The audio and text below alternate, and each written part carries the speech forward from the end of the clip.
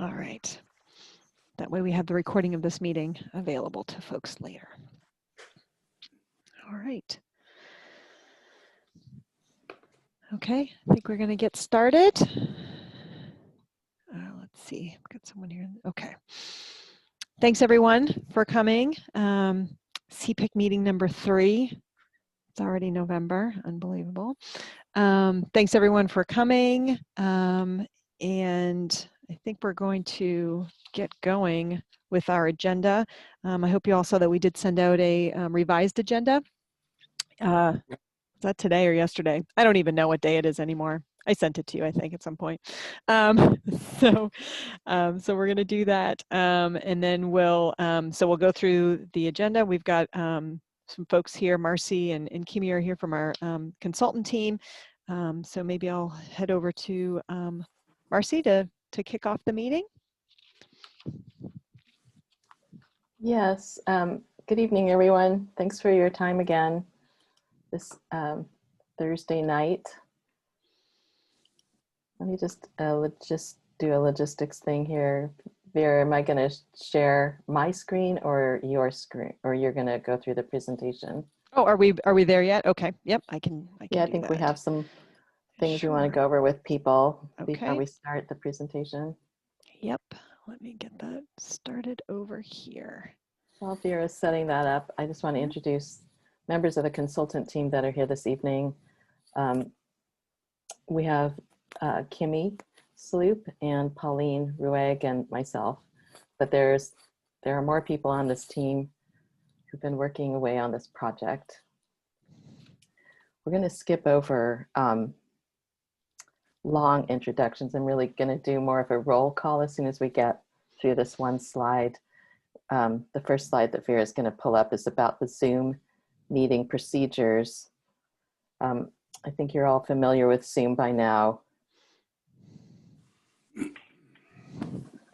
But just as a reminder that if you have a question, you don't have to wait until we ask for questions. You can type that into the chat window as we go.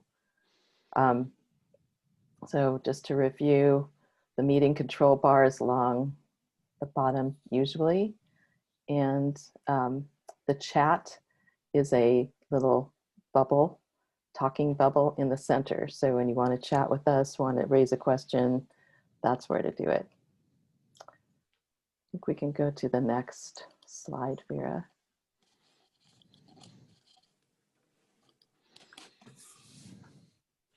So if I could just run down this list and kind of have people tell me they're here, that would be really great. Joel Bergman. Yes, I'm here. Thank you. Micah Meskel. Yep. Also correct me if I say your name wrong. Yeah, Micah Meskel. Micah Meskel. Nicole Zadeb. Here. Renee Moog. That's Renee Moog here. Renee Moog. Thank you. Sharon Johnson. Here. Celestina DiMoro. Here. Daniel Eisenbeis. Here. Is that the correct way to say your name? It is. Wow. Matthew B. Bowe. Yes, excellent French pronunciation. Thank you. Stefan Lashbrook. Yes. Ada Gonzalez. Okay, I think we are either missing her or she hasn't. You, Celestina, or Ada, are you here but you are muted? Okay. Dominique Rossi. Here. Eugene Zahari. Here. Jennifer Dillon. Yes, here. Lisa Beatty. Here. Joseph Edge. Here.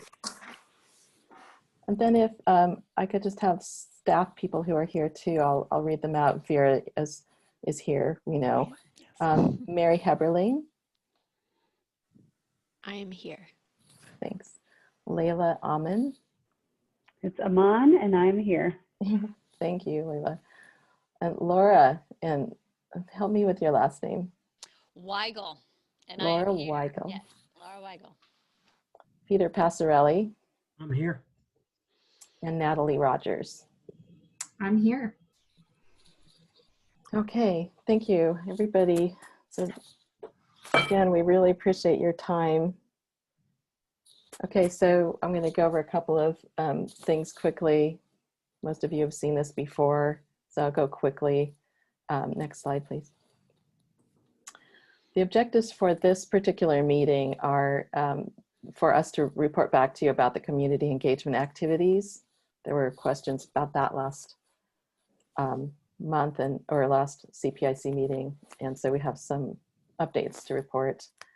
Also to tell you about the technical team activities related to the code amendments, and talk about the interrelationship between middle housing, managing parking, and regulating the preservation, addition, and or removal of trees on private property. And we want to tell you what we've learned about neighborhoods and the customized regulatory or code responses that might be required.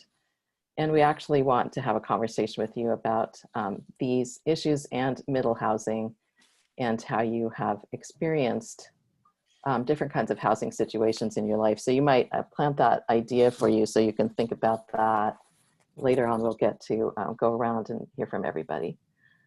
So I'm not going to go over the CPIC charge much, just to maybe hit on this one next to the last item, which is that CPIC members are encouraged to help facilitate meetings in their neighborhood district associations and other community organizations. And we had a few people step up and offer to do that at the last meeting.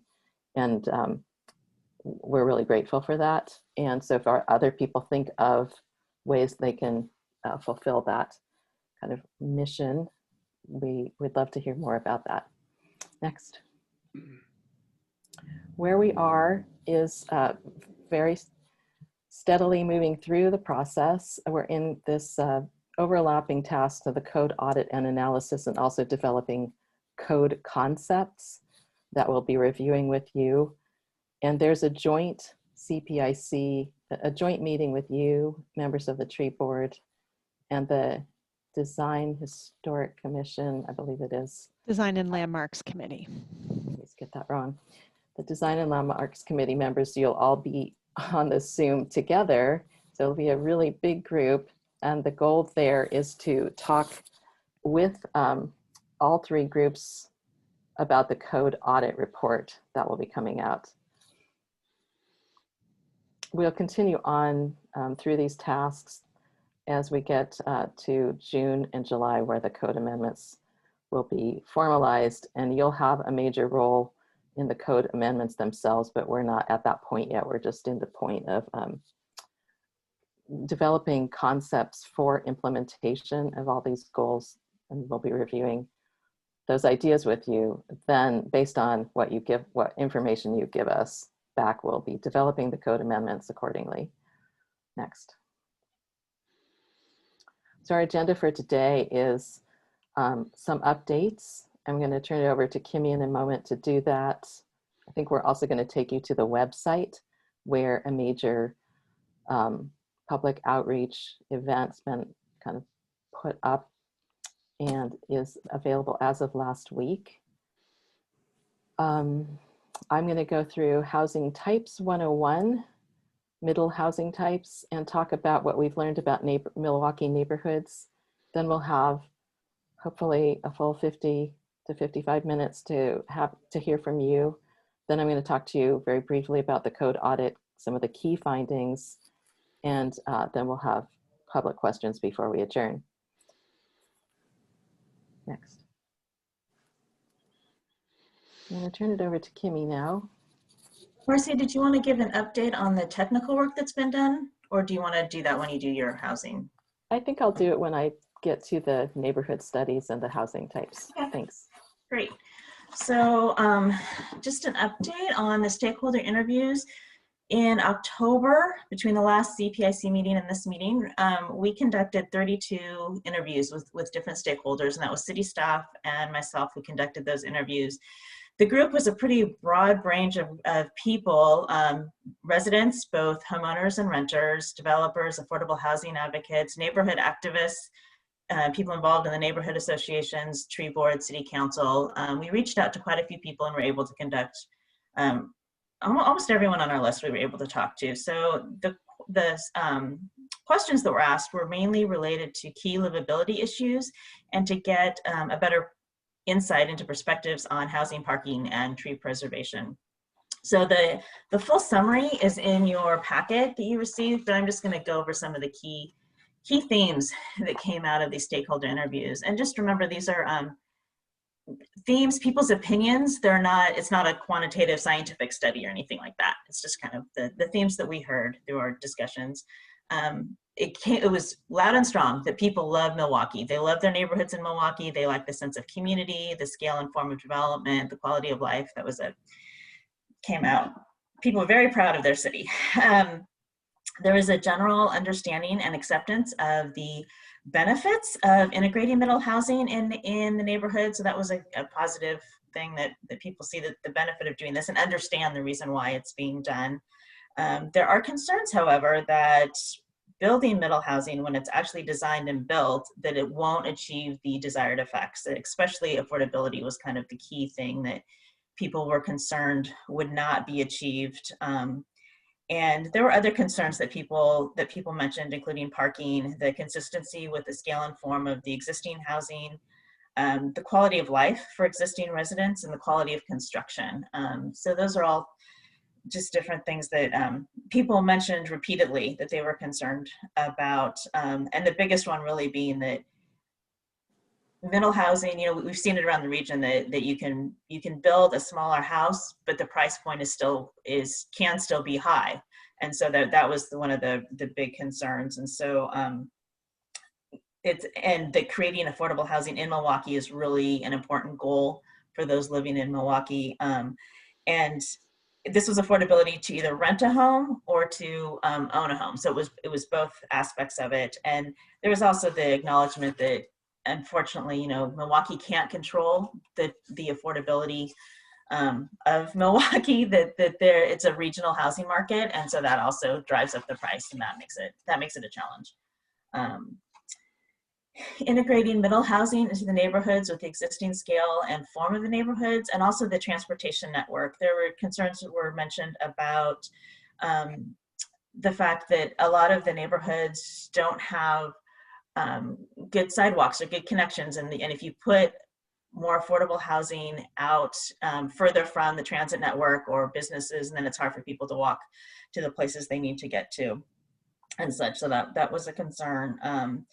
Generally across the board, people did not perceive that there was a parking issue, that there seemed to be enough parking, and wasn't currently that wasn't a problem. It was mentioned, as I said before, about including middle housing and that it might create parking problems. As regards to trees, there was kind of a lack of knowledge about the current tree protection policies, but a general acknowledgement that protecting trees is a good thing and needs to be done. But then there's also the balance of private property rights. So that's one of the challenges there. And then finally, there was a desire from everyone that the city be bold and think about the long term and integrating things, to realize that this is going to be tough. It's a complex issue. There will be some concerns in the short term and some implementation issues, but that we need to be looking at the long term and being bold and making a good difference. And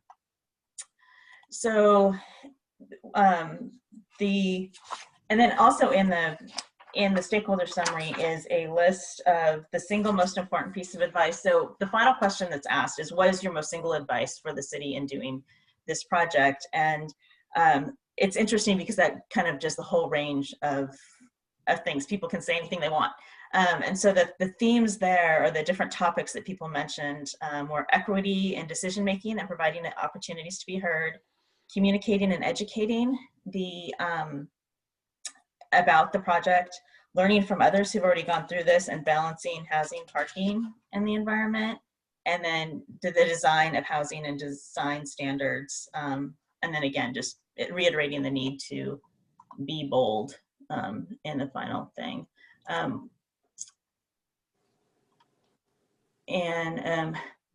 So one of the things that we did, in the chat, there's the question about the question regarding reduced parking and reduced parking requirements. One of the things is that with the stakeholder interviews, we learned a lot talking to people. And so some of our terminology improved between the stakeholder interviews and the survey. So we learned that, you know, reducing parking is one thing, it's changing parking requirements is really the more accurate statement, I guess, that we need to be talking about. So that's why that changes there. And then also there's a question there about defining middle housing, and middle housing is basically the housing between single unit homes and apartments. So it's the duplexes, triplexes, cottage clusters, and Marcy will go into the details about all of these in the next section, about the specifics of those. But that was generally the stakeholder summary information. Does anybody, oh, the other thing I wanted to mention about that is that we were able to have some really good conversations with folks about how to reach out to the Milwaukie community and get them involved and get their participation in the open house and completing the survey. And so that was a really insightful discussion that I'll get into when we talk about the outreach strategy that we did. The stakeholders were selected based on non-CPIC members, because you have an opportunity now to speak, people who are involved in the city, people who haven't necessarily been involved. We reached out to the BIPOC listening sessions that were done by the city, and those folks from that list were included. Let's see, people that we knew were advocates or that had connections. We talked to 3 different people from the school district and got their input on what they're seeing and hearing in the schools, and how we can reach out to families through that network. Members who applied for the CPIC got their input. Vera, do you want to add anything to that on how folks were selected? We talked with a local developer in Milwaukie, who's also a resident of Milwaukie, to kind of get the perspective of, also, he's a lifelong resident of Milwaukie, but he's also a builder in Milwaukie, to get that perspective from the kind of using the code from a development standpoint as well. So we sort of, it was, again, I think, as Kimmy, as you described it, sort of a snapshot of, you know, a spectrum of folks, to just kind of try to get a sense of some of the key issues that we should be thinking about as we move forward with sort of the broad, you know, the broad outreach, give us some ideas. So it wasn't intended to be an exhaustive interview of everyone, but to give us a broad brush idea of what are some of the hot button issues and what are the things we should be thinking about in the project.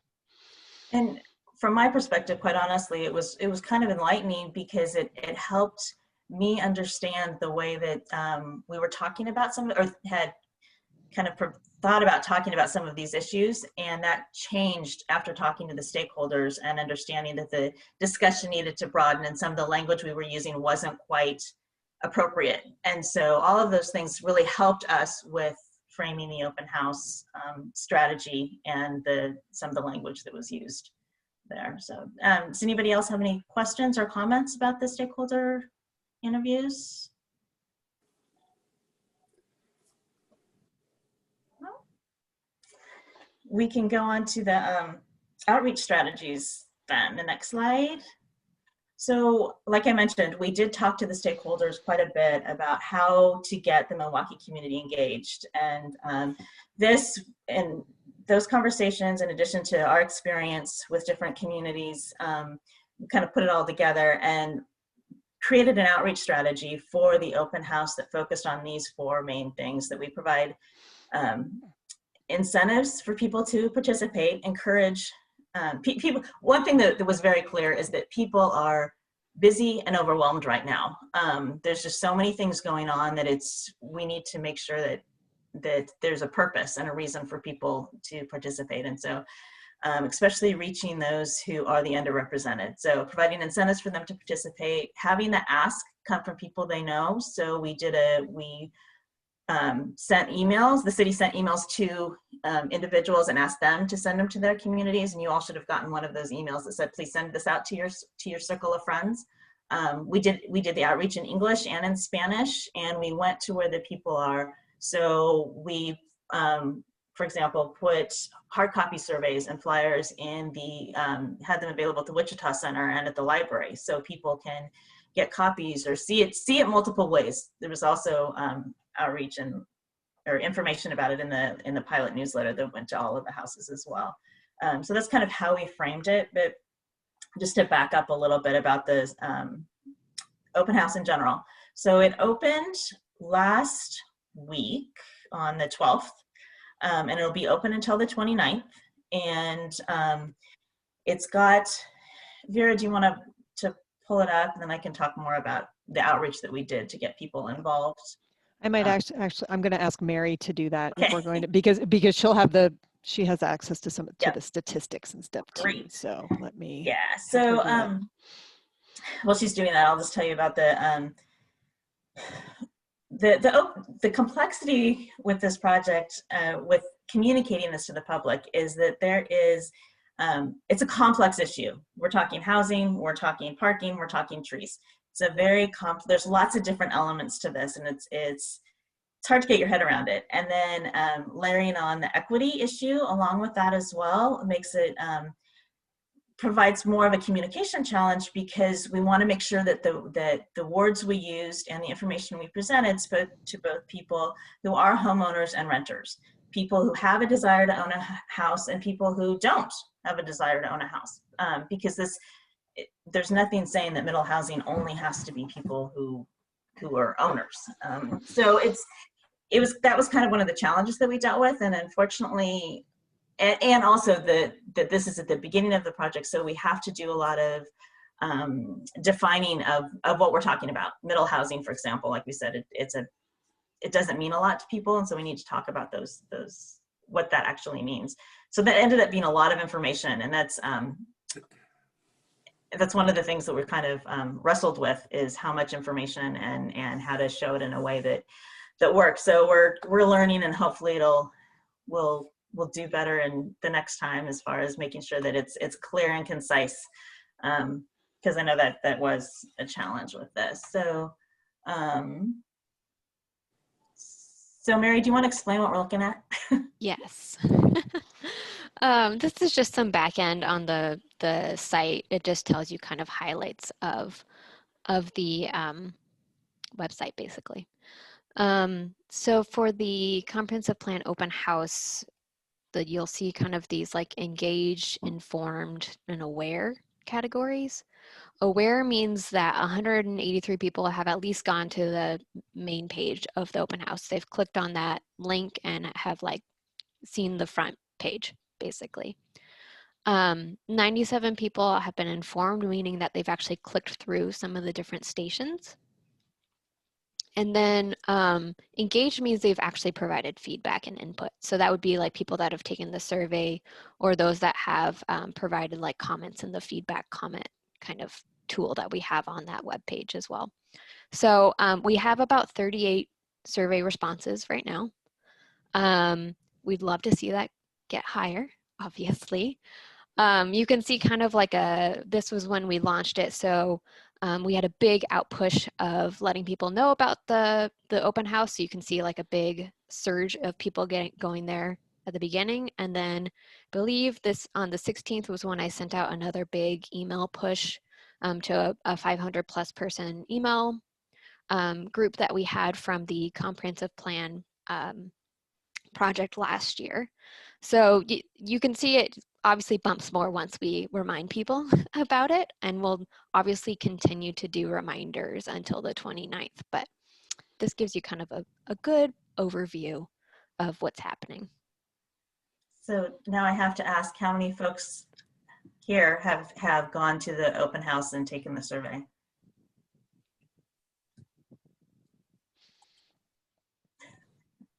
Well, thank you for those that have. Well, how can we tell you? Yeah. Can you hear any feedback from us? We can. You can Okay. raise your hand, or you can actually. There is a way. Well, if you can hear me, I can let you know Okay. that I contacted 15 Milwaukie residents that I know informally and closely. And I think one of the reasons why I did not hear back from anybody who I forwarded the open house opportunity to, and because I think maybe they found it cumbersome. They found it difficult to navigate.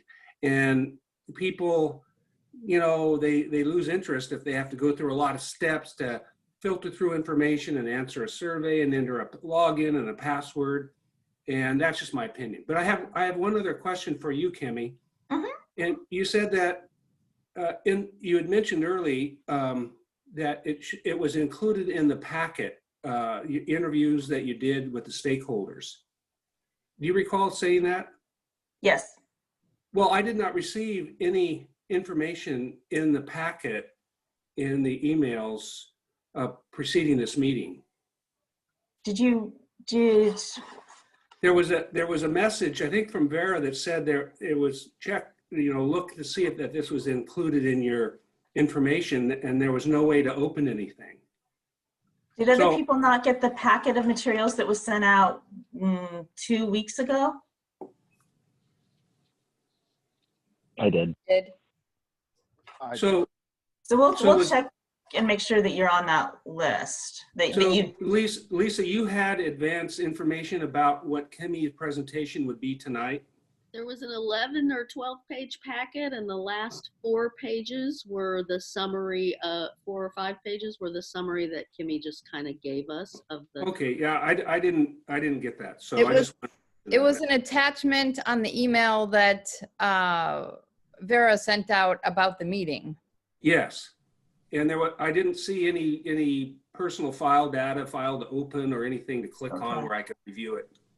So I just wanted to bring that up. Thank you. Okay, that's good. Good feedback. Yeah, the open house information was not provided in advance because we were still in the process of creating the open house. So that's all. Sure. Presenting it tonight for the first time.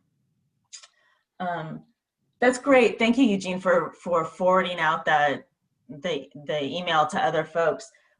That's the other thing that I did want to mention as well, is that this is the first time that the city, correct me if I'm wrong, has used this program, this outreach program. So it's new to the city as well. And so we are kind of going through some of those learning curves on how to do this. So it's good feedback.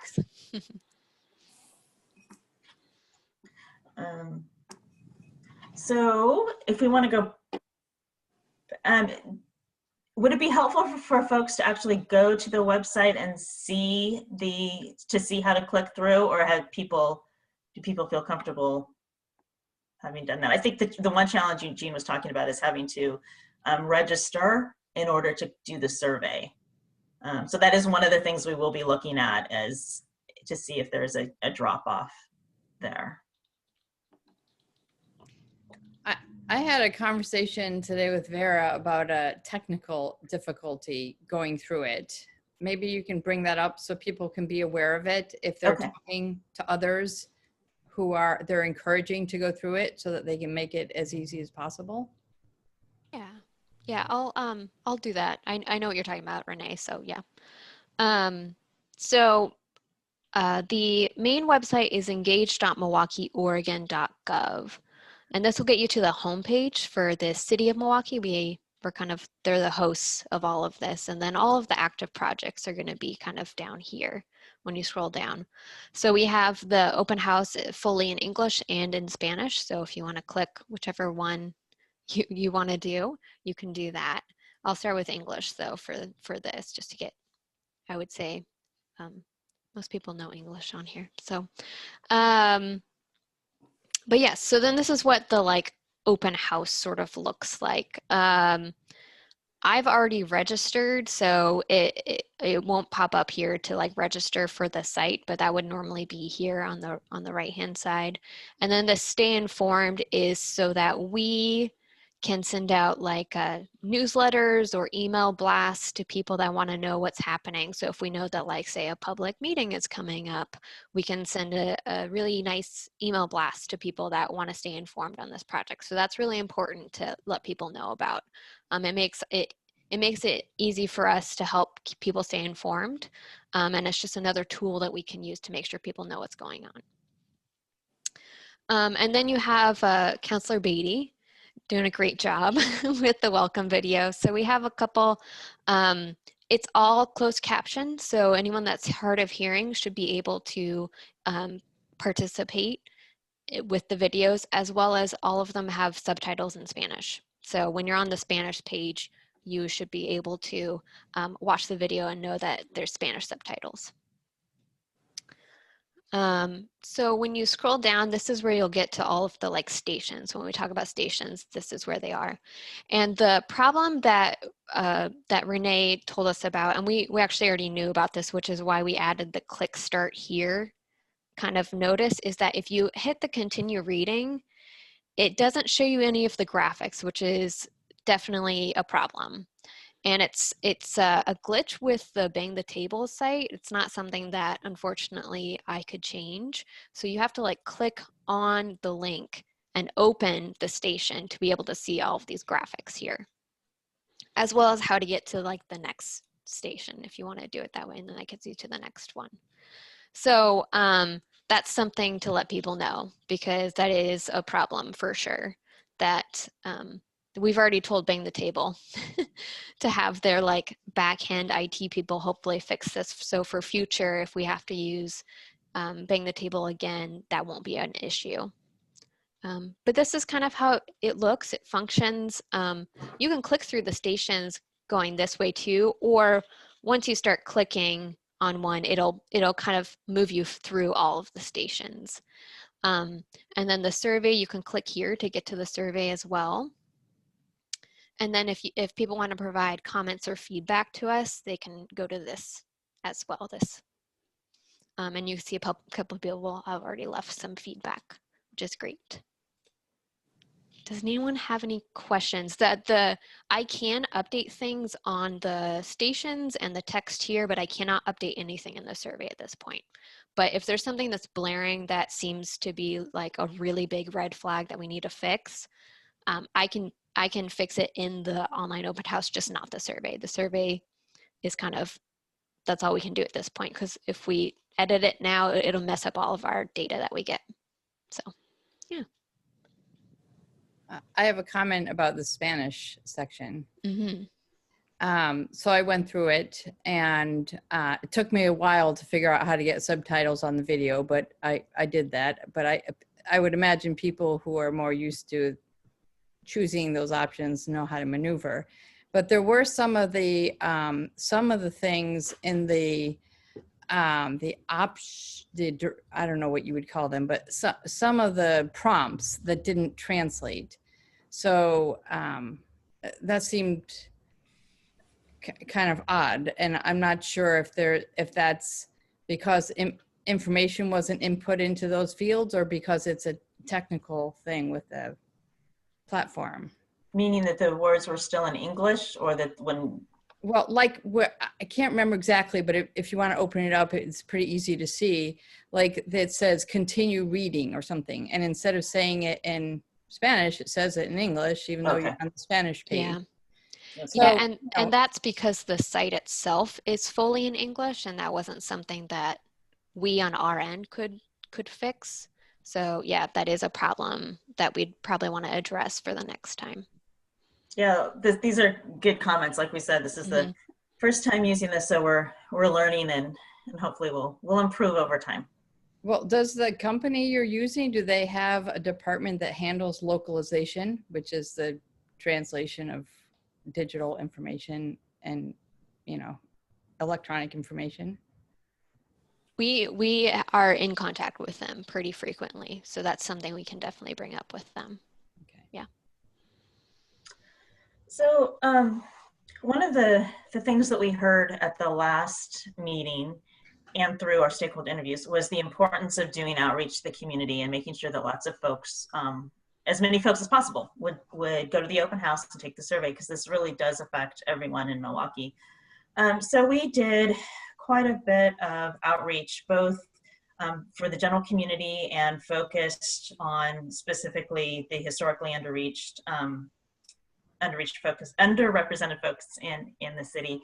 So as far as general outreach goes, we use city channels. So there was the November 2020 pilot article. Social media channels of the city were used. The project mailing list.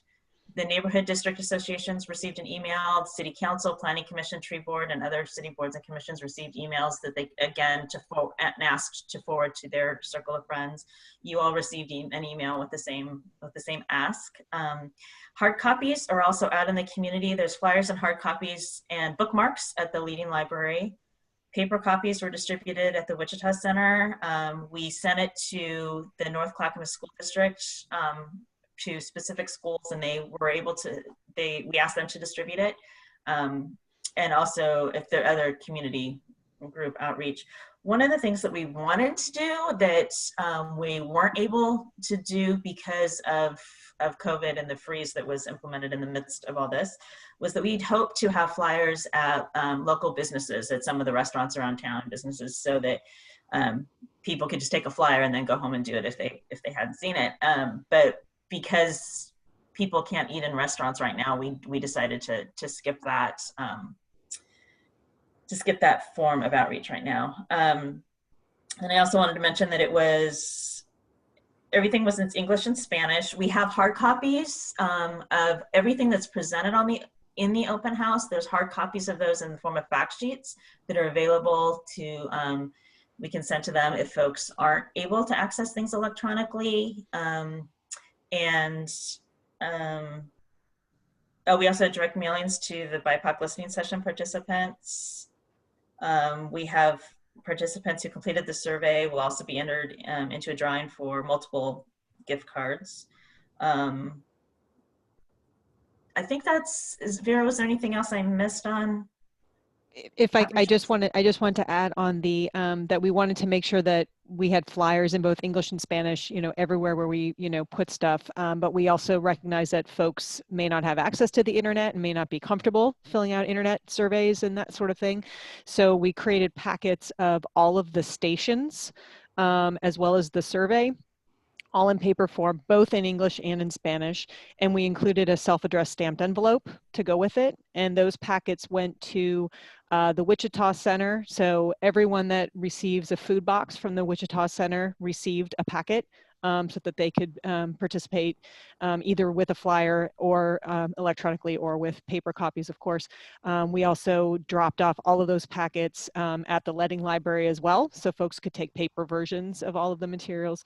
And then we also dropped off packets to Hillside, the Hillside development. So all of those residents will also get copies. And I am connecting with Northwest Housing to get folks all of this material as well. And I'm hoping to drop that off tomorrow. So because there's still another 10 days for the open house. So all in all, I think we've got more than 350 sets of all the things, paper version for folks as well. So hopefully people will be able to participate either electronically or again on paper as well, which is why we included those envelopes so folks could just mail them back to me. I haven't received any yet, so I'm hoping I get some mail pretty soon with the filled out surveys. So hoping that will encourage more folks to participate in the process. To answer a couple of the questions, online outreach, yes, through the city social media. The city did their Facebook, Instagram, and Twitter feeds. Next door, I don't know about if the city has a means to do that, but you're all welcome to post it on your next door. Exactly, yeah. It'd be great if you all wanted to post on Nextdoor. The city does not have an account with Nextdoor. Yeah. We did have Rotary and the Downtown Business Association and others on the list. Vera, were you able to send it to them, or is that still The DMBA will get, the Downtown Milwaukee Business Association will get, links to all of this so on as well. I have not connected with Rotary, so that's a good suggestion. And part of the survey too, I think one of the questions it sounds like is, folks would like in-person kinds of things. And I think the survey includes, we can contact you if we want to have, follow-up conversation with folks, we can certainly do that. So part of that survey is to, we can certainly reach out to do that anytime. Yeah. And there was also a comment, I think, by Councillor Beatty about how maybe the fact people, and I think Eugene also mentioned this, the fact that registering might be deterring some people. And that is definitely probably happening. It is the city team that's kind of running this Bang the Table thing has elected to want people to register. So that wasn't really an option for us to make it that you couldn't register to take the survey. That's something maybe that we can bring back to them to say, hey, we've noticed that this may be a problem actually in terms of people wanting to take the surveys or not.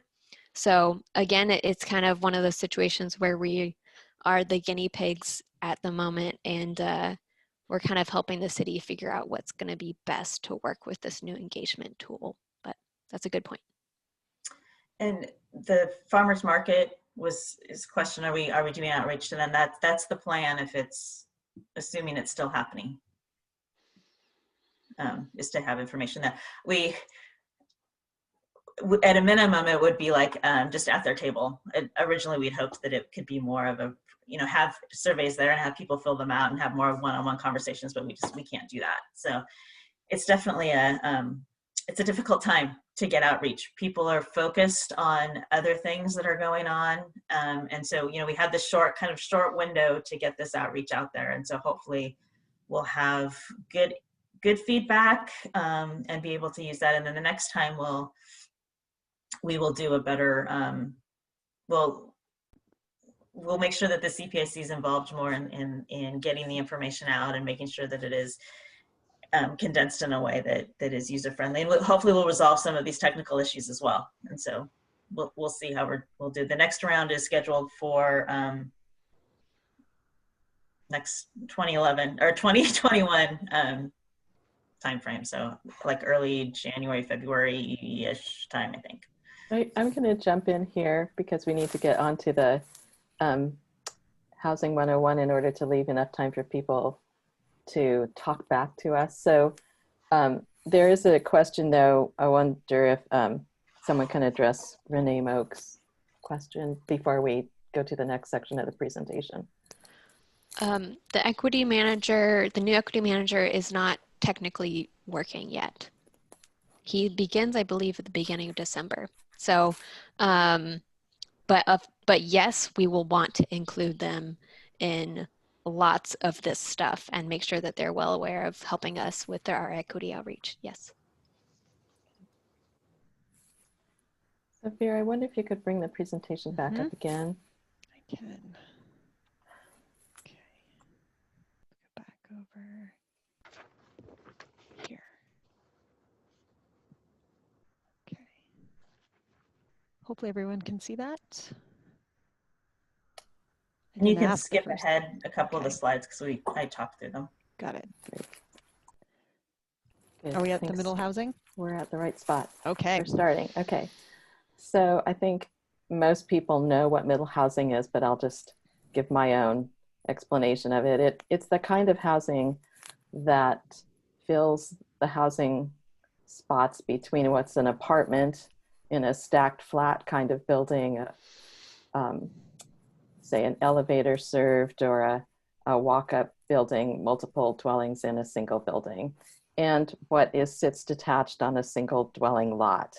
There's a lot of housing in between there. It's a very there are a lot of very interesting options for living that are in there, but we've been steadily since the post-war period, that is post-World War II period, regulating these kind of out of existence. A lot of the regulations that prohibit them maybe unintentionally are parking requirements. What is required to be provided with the dwelling unit in terms of numbers of parking spaces.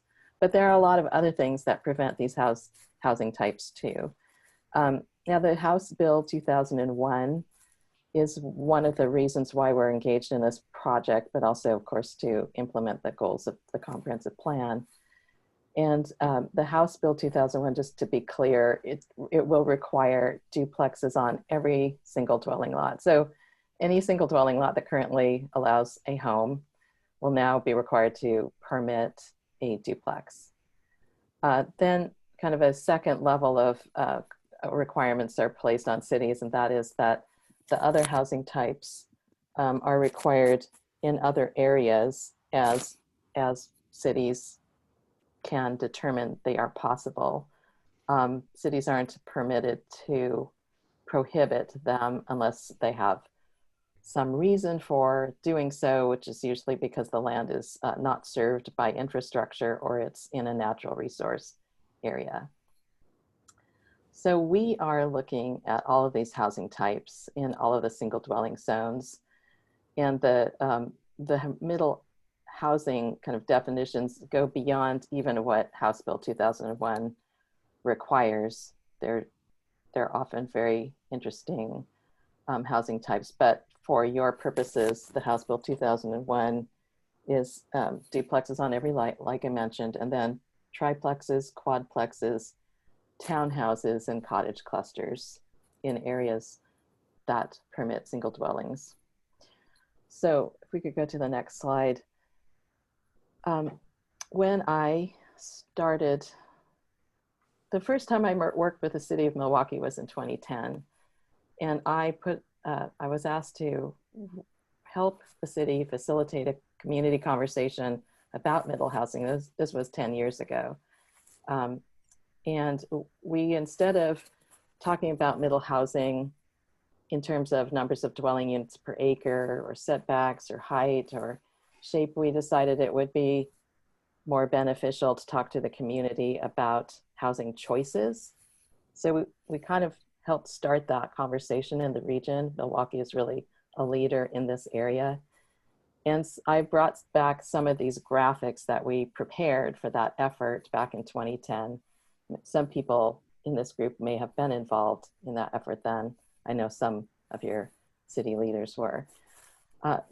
I worked with a copy editor from San Francisco and a graphic designer. We pulled together these people profiles and we gave them written copy that would describe different kinds of people who have different housing needs and what kind of housing they might choose. And we did this for about 10 different people. And I'm not going to read all of these. I'll just give you a sense of the kinds of people that we were talking to. The goal was, as it is in this meeting, to kind of help you think through what kind of housing would you like for yourself at another point in your life, or maybe that you lived in at another phase of your life, or that you would like your children or your parents to have. So I'd really like more to speak to middle housing and the experiences that people have had. The first profile here is an older empty nester couple who would like to downsize. Since this was in 2010, the couple on the lower part of this panel were people who were probably being in a house that was foreclosed upon and needed some way to make income.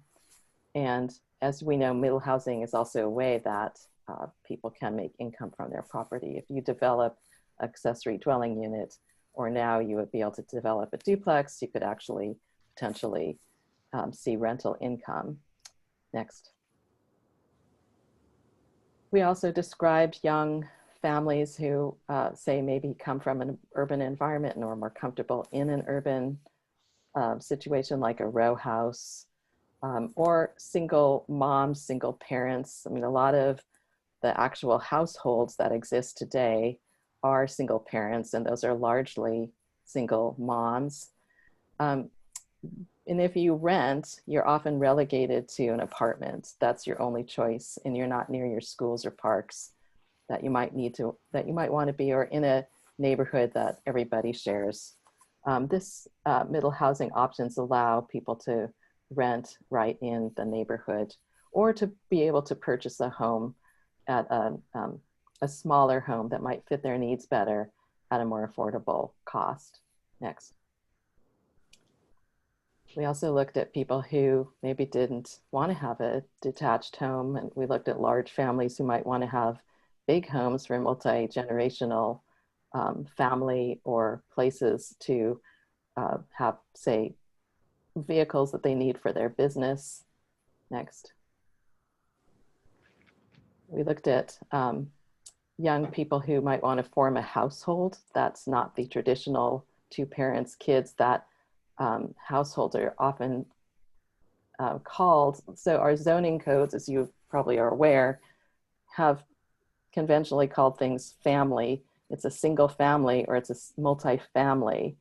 But we're trying to get away from the term family or any connotation about what constitutes a household in the zoning code. So we will be, through our process of amending the code, also cleaning up some of these old-fashioned terms. Next. And then here's an example. So I'm going to plant this idea, and you can think about it while I go through my slides about the neighborhoods.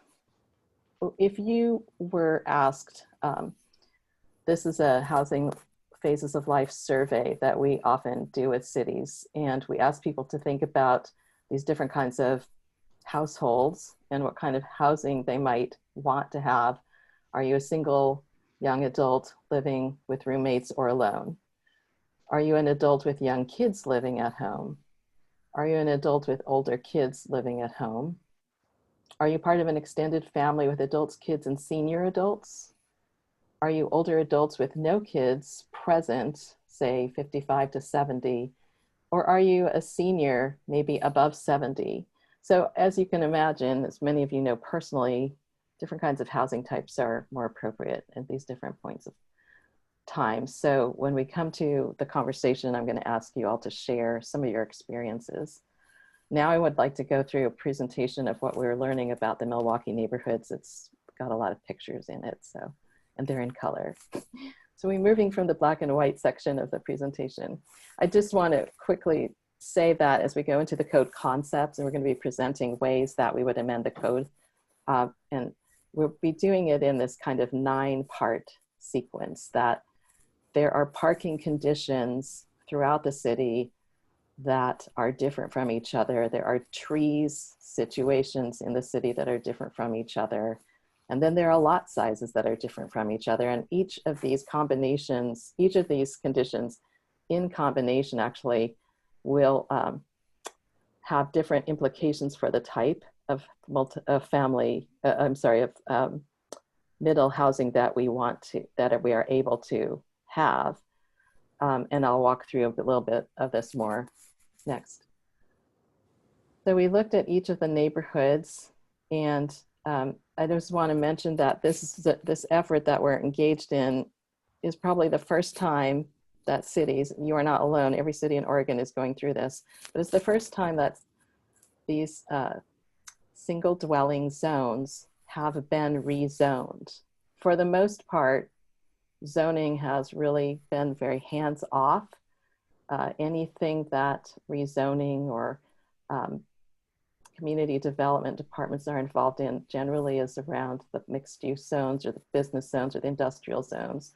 But you can see from this map that we're talking about probably the largest proportion of the city, and it's undergoing a major change in how it will be zoned. That will lead to major change in how applications are processed in the city. A lot of homeowners who might not ever have been used to going to the city for a permit will be doing that. They'll probably be going for a permit about trees on their property or a permit for their middle housing type if they choose to do such a thing. Next. When we're looking at different lots and contexts, next.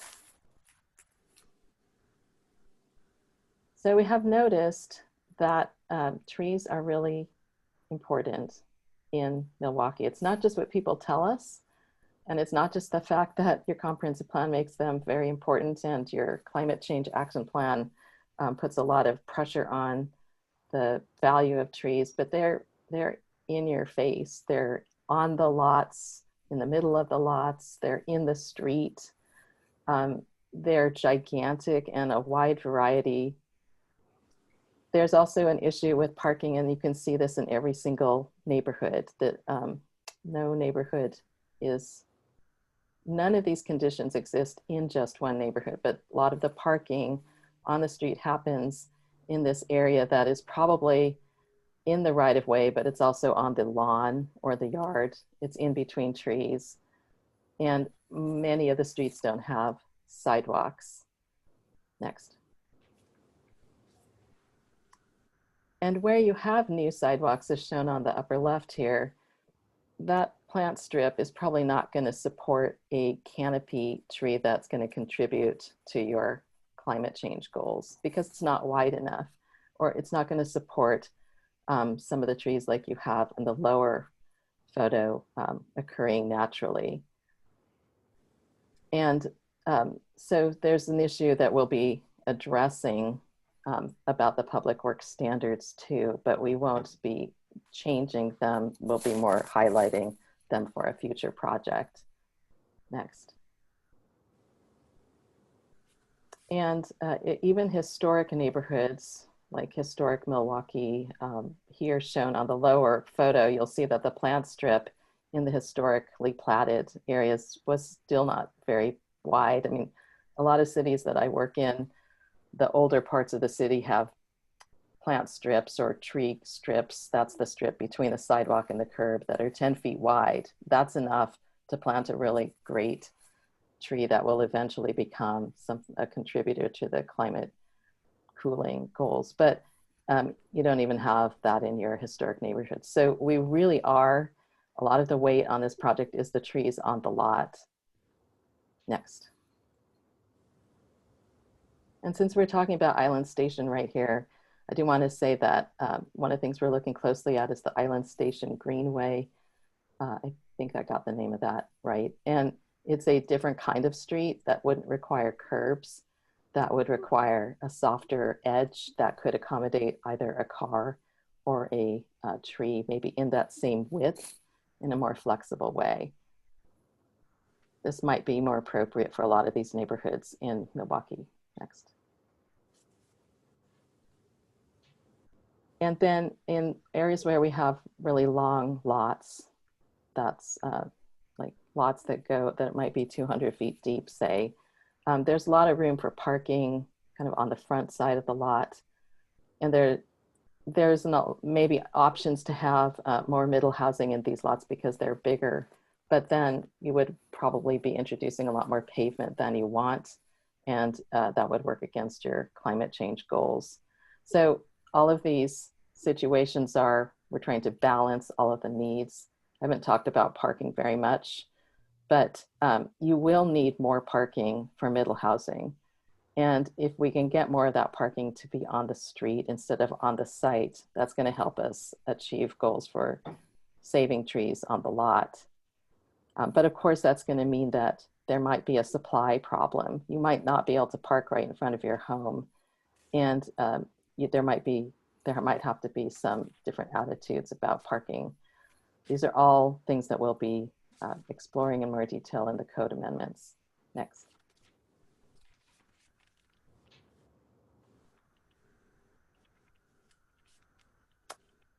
And I think there's one more neighborhood.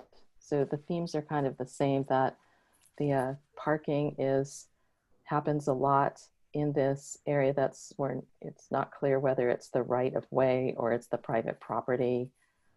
Putting a curb in here and with a little skinny plant strip is probably not going to be a beneficial. Some other solution to the streets and to parking might be more appropriate in these contexts. There are places where you do have a curb, it's like on the upper right photo here, but there's no sidewalk. So now I just want to talk to you about, I think the next slide is actually to open up the conversation with you. So we've just talked about housing types, middle housing types. And if I could ask to people to go around and share some information with us about what's your experience living in different kinds of housing situations over your lifetime? And how do you think these issues of parking and trees and middle housing in Milwaukee might affect that or have affected your choices? Anybody want to start?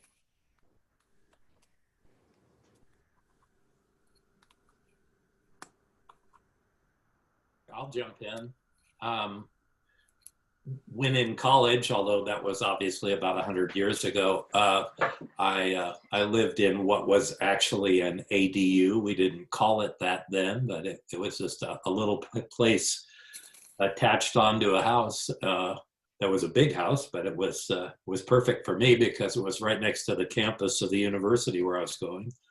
So that one was memorable. A few years after that, I lived in 2 different places that would have been considered garden apartments, I think. They were single story, but probably 10 units in kind of a horseshoe shape, street on the front, alley in the back, and carports for parking along the alley in the back. Seemed quite sufficient for what were fairly small apartments. Anyway, I really enjoyed both of those living situations. And I guess just one more thing I'd add in terms of what I think considered needed housing. Both my mother and my mother-in-law lived with us when they were still alive. And those years would have been much better for all concerned if we'd had an accessory dwelling unit for them to live in on our property rather than under the same roof with us. And anybody who met my mom would understand that. Thanks, Stefan. I'll jump in as far as some of my observations and interest in housing in Milwaukee. I currently live in an apartment, but I've been in conversation with my son about building an ADU on his land, which is in Ardenwald. So very deep lot and narrow parking space. And in walking, I've spent a lot of time walking around that neighborhood. And it occurs to me that there could be one parking space freed up in front of each house if the mailboxes were consolidated in a box, sort of a multiple box at the end of the lot. Now, I know homeowners would prefer that the mail person deliver the mail directly to the door, but that's probably not going to happen given the current state of our postal service. So having the mailbox in front of each house means no one can park there, which it takes up a space or two. And then that road, that area that you talked about between kind of the property and the road, which people use as their kind of private parking area, is often taken up by other vehicles, whether it be a trailer or a boat or work trucks that maybe the homeowner uses in the course of their employment, or sometimes there's little handmade no parking signs there, like if you're not that homeowner you shouldn't park there, even though I know that's a public space. So it seems to me that there are both some things that could logistically make parking easier, and then there's that whole kind of cultural piece that I don't know how one would handle. But there certainly is the capacity of a lot of lots to support more than the single family house that there currently is there.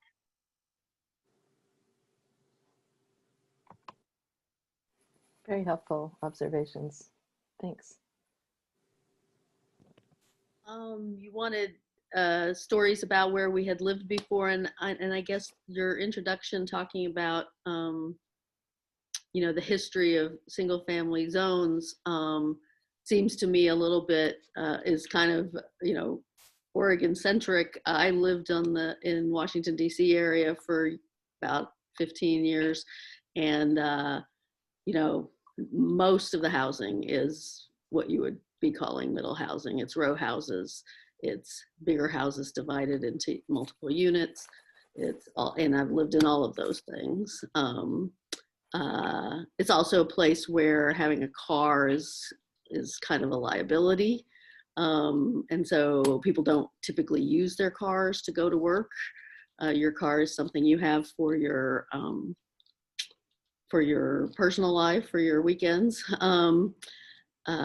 So it's a little bit different in that sense too. And a lot more people do without a car or do with, only one car in a family.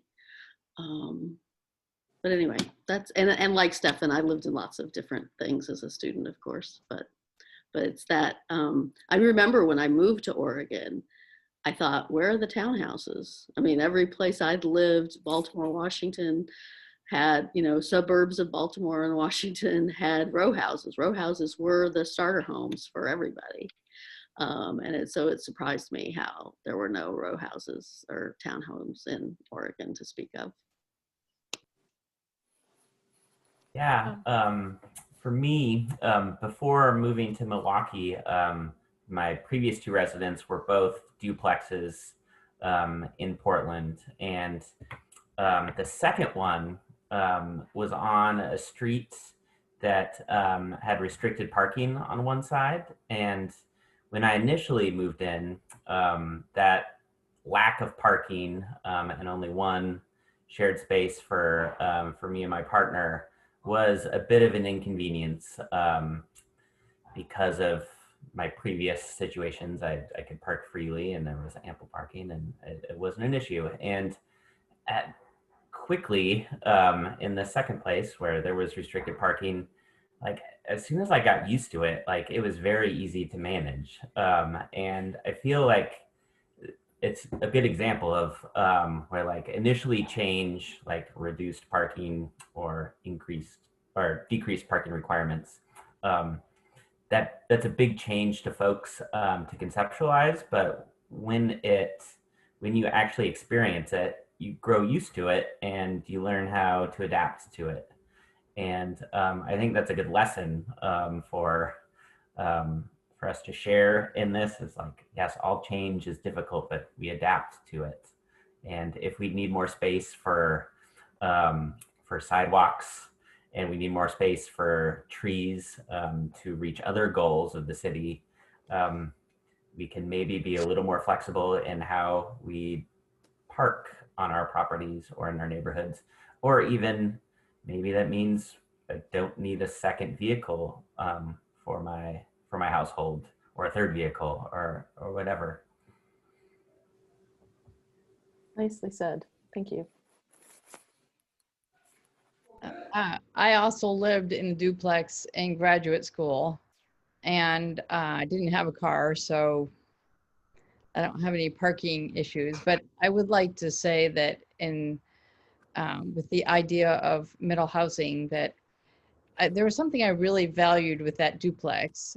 There was 3 guys on one side and 3 women on the other, and we would all come home around midnight from our respective places of study. I came home from the dark room, somebody else came home from the library, the theater, whatever, and we could hear each other. So we would knock on the center wall, and whoever knocked first, that meant, come on over, I'm having tea, or whatever. And I really valued that. So I'm all for all the other reasons of having the various middle housing, but I also think it's a strong factor in creating community. Of course, I live in a house on a busy road where I found other ways to create community, but I think that's important.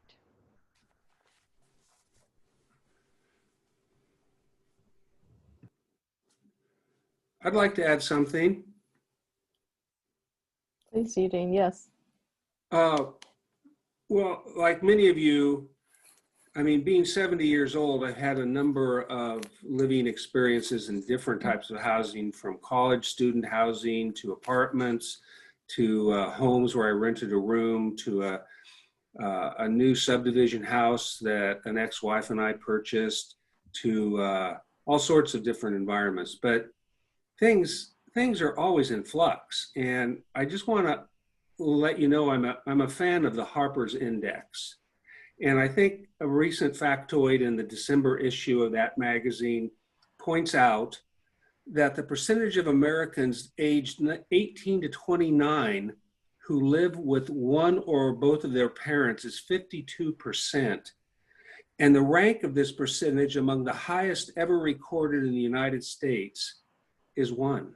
So more young adults are, for whatever reason, are finding a residence where they live with one or both of their parents.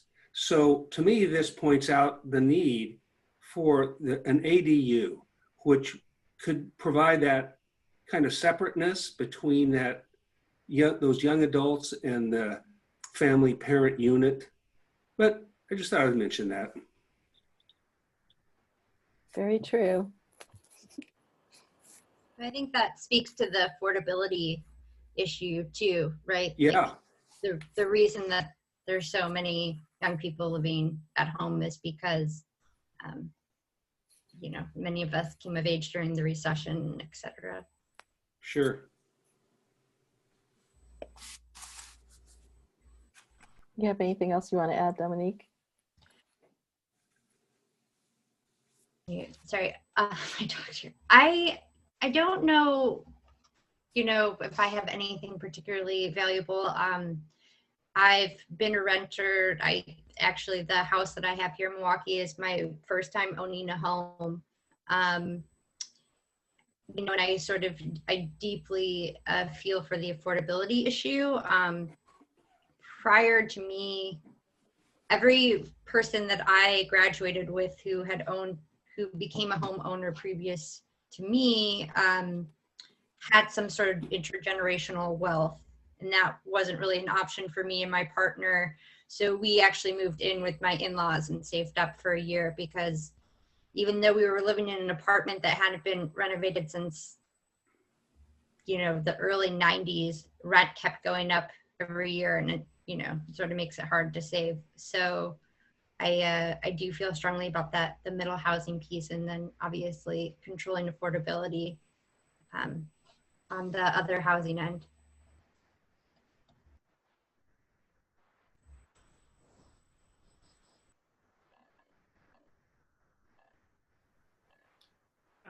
Just to share and I guess answer the question about our experiences with different types of housing. I grew up in a single family house, and I currently live in a single family house, but during my adult life, including college and later, I've lived in a couple different duplexes that were 1/1 configurations. I've lived in a couple larger, older apartment buildings that were both 3-story U-shaped configurations, sort of the old walk-up brick apartment buildings that were common in the late 20s.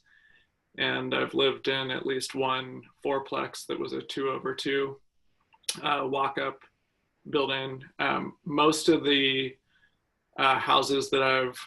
most of the housing that I've lived in that has not been single family has been a walk-up kind of configuration without off-street parking, which in my experience, particularly with more of the middle housing, I think helps it blend in with other housing types a little easier. I currently live in the historic Milwaukie neighborhood, where it's a mix of housing types and a mix of housing from different eras, but a lot of the lots were established many decades ago. And one thing that I've thought about, sort of similar to the comment earlier about how much space individual mailboxes take up when they're curbside, is depending on the configuration of a driveway, oftentimes the space that a curb cut requires for a driveway takes up as much space as a single car would take. So if the driveway is not accommodating more than one vehicle, it's sort of like dead space on the street.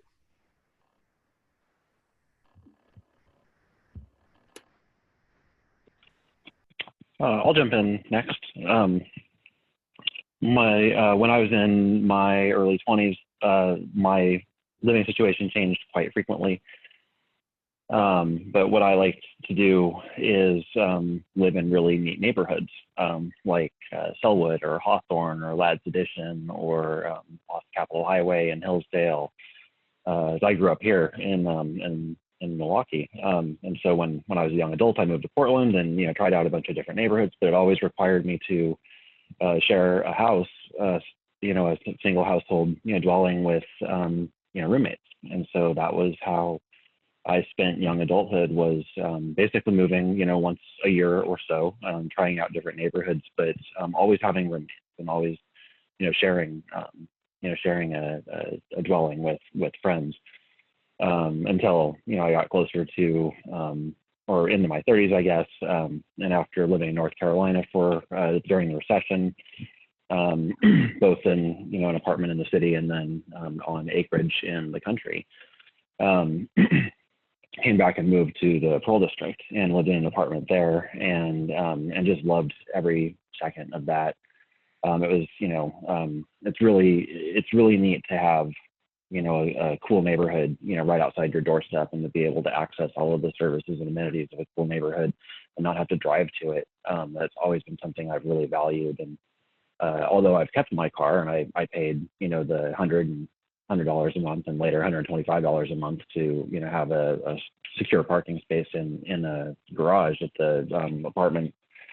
That was, it stayed there, just like Lisa said, like Councilor Beatty said. The car just stayed there until the weekend, and then we'd use it to drive to the beach or drive to the mountain or whatever. And so and then now I've obviously moved back out to the suburbs and a single household dwelling, and with parents-in-law here, and elderly parents-in-law here. So it's a new different situation, new kinds of roommates for me, but and much less walkable in this particular neighborhood, and that's a challenge that I've been getting accustomed to. But speaking of the parking, I say that like I haven't been here for 6 years.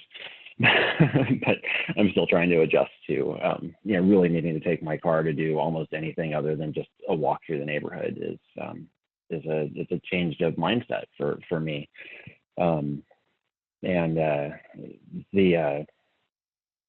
The point is, I know that there's a lot of different markets. The markets are different for people, and some people want to have that walkability, and so we can't outlaw it. And that's effectively what we've done over the last 70 years or so, is outlaw those walkable neighborhoods. And and there's a huge segment of our population that loves that and wants that, and some of whom would pay a premium for it, but you shouldn't have to pay a premium, for that. We should be providing it equitably, and if you want that, then you should be able to choose that housing type for yourself and that neighborhood choice for yourself. And so that's something I feel strongly about. The last thing I was going to say is on parking. Parking, is something that, there's still a need for parking, but we need to transition away from it. And so, one of the things that I think is important, and what I've heard in discussions is that we should be thinking about how we can maybe transition parking spaces to other greater uses over time. And so maybe it's a parking space now, but we make sure that it's designed in a way that it can be converted to a parklet or a rain garden or a space for an ADU or whatever. But what are things that when we say someone has to set aside a certain amount of land for parking, and even if they choose to do so voluntarily, maybe we have to think about the fact that it is undermining our policy goals to provide that parking. And so we should really think about what that parking could do for us in the future, not just but for the whole city, in terms of helping satisfy policy goals. And so if we could think about how the code could accommodate designing parking in a way that helps it transition to policy serving, policy supportive, policy complementary uses in the future, that's something I kind of see as a win-win, you know, to help us move away from, you know, the current paradigm and you know, to more housing choice and more low-car lifestyle options. Thanks, Joseph.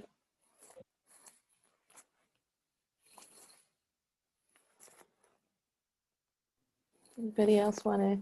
I'll just jump in and offer not the where I've lived before because well, I've rented and owned. Mostly what's been most opened my eyes the most about these housing options is about 6 years ago, I went from double income to single income and had to find a creative way to supplement my income. And so I bought a tiny house, which sits now in my backyard. And initially I did short-term rentals, and I've also done long-term monthly renters as well. And it has just been an incredibly useful tool financially for me to sustain staying in my home with my children. And also a great experience. I've met so many really amazing people and opened up my yard and my home and my family in a way that I never would have if I hadn't needed to. So it's just really handy. I think that I am not going to keep the tiny house long term because it doesn't wear like you know, traditionally constructed home. But I will be building an ADU to replace it and evolving that concept because it really works for me. It's an add, not a subtract, for sure. That's great, Jennifer. Thanks. So I don't think we've heard from everybody yet. Joel Bergman, did you want to share anything? Well, I imagine if I go back through my history of living accommodations, it kind of echoes what everyone else has said. You know, from even college age, sharing homes, rental houses, to what barely constituted an apartment above an appliance shop in Portland. When I lived in Portland, definitely struggled with not having kind of designated parking, convenience, but that was really the biggest thing I had to deal with as far as that how it relates to parking. But as a student, or even, I mean, to now professionally, having to essentially drive every day, I've got a reliance on my vehicles. In our family, we live on the east side of Milwaukee. Even to enjoy the amenities in downtown Milwaukee, we typically need to drive. It's just there's the lack of infrastructure to safely get my kids. Taking a bus, anything like that, just doesn't. It's not feasible for just day-to-day stuff for us. So I guess that's kind of it. I'm not exactly sure what else you're looking to get right now. I'm sure you'll have a chance to contribute more when we get into other issues. Yeah, I think I see Matt. Hi, yeah. So what I'll share is when I moved to Portland in 2004, I was coming for graduate school. And so I landed in an apartment complex along the Willamette River that was in the process of converting to condos, which resulted in some cheap rents there towards the end. But that was the sort of the most in Old Town Portland, proximity to the college and proximity to nightlife and transportation were all things that I really valued about that, really kind of immersive urban experience. And I think maybe there's like a demographic that tends to really crave that. And we've all spoken to sort of college years situationally, but also maybe kind of fits in with sort of living styles and interests. And the next 3 or 4 places that I lived in, all rentals were all in the vicinity of Mount Tabor. And the things that really stood out about those places were the front porch culture. A lot of those houses have really large front porches, and there's just sort of like a neighborhood street scene, a lot of people chatting with each other, walking and biking and dogs, and of course Mount Tabor being close by, so proximity to a large nature area. Really large, really, I think, significant tree cover, really large trees, just forested city, really. I know that area is sort of pointed out when we're looking at like what a forested city looks like. You know, if you go up on Mount Tabor and you look to Portland, it's hard to see houses. It's just so much forest. So that's amazing to be in the city and feel that. And that was a really impressionable experience living there. Parking was a little tighter, neighborhood bars and restaurants and stuff at night, especially kind of parking up the streets, and a lot of automobile break-ins that kind of came with the cluster of circumstances there. After that, I lived on a community farm in Portland and went into what is now an RF zone, residential farm zone. And it was a private public kind of partnership. And that's where I actually was introduced to the Oregon Sustainable Agriculture Land Trust, which I'm now the board president of. And that land trust holds title to that land. So it functions as a private residence and a community farm. And because of the nonprofit land trust's involvement and ownership, there's a research and education focus. So being private land kind of, or this sort of like interesting connection of relationships, it functions like a park with ours. And so that was a really interesting thing to feel. I had not had that experience before, to be a community resource, mostly run by the folks that live there. And from there, where I am now, I live on another farm, but this is not a community farm. I'm here with my family, and I'm on the Johnson family property. Who some of you may be familiar with the name Tiedemann Johnson, from the park that Johnson family donated to, I believe, the city of Portland a good number of years ago. And this is an area where, connected to the Springwater Corridor, butts Johnson Creek, very kind of sensitive habitat. Renee's one of my neighbors. You know, we really love the place that we are along the creek, and the proximity to the park has its ups, and there's also, you know, some challenges with. I put out a fire earlier this year that was caused when someone torched somebody else's camp, and it exploded from pressurized cans, and spent 3 hours putting out fire. So, you know, there's definitely different considerations in this kind of zone, in this kind of area too. This is zoned open space mostly. This is an effort that Steve Johnson, as just a private citizen, initiated in his decades of service to preserving the Springwater Corridor and Johnson Creek.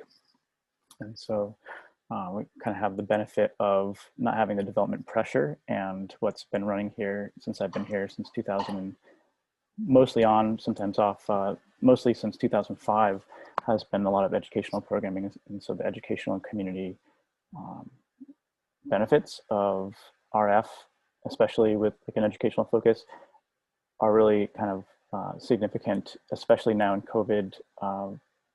Never had more interest in people wanting to bring their programs to our farm than since the coronavirus crisis, and we're operating on a really limited basis, but have been providing some pretty critical services, and have been making a lot of pretty much our entire growing year this year was designated for mutual aid food stuff. And when we get to the point of just sort of visioning like what some of these things could look like, as you saw when I signed in, the name that was on my Zoom, City Repair.